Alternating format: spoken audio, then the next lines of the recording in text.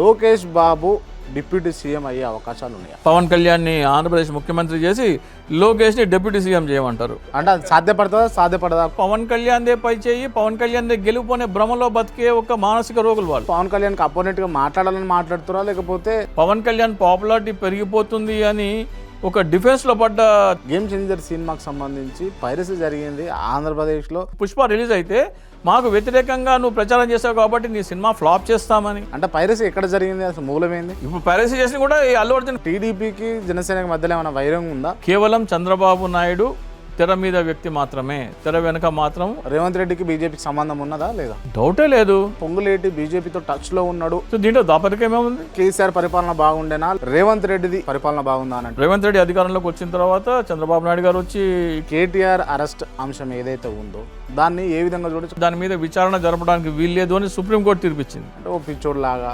లేకపోతే ఎందుకు పనికిరాని వ్యక్తులు చేసేటటువంటి ఈ బ్యాడ్జీలు పెట్టుకుని తిరగడం వల్ల ప్రత్యేక హోదా వస్తుందా?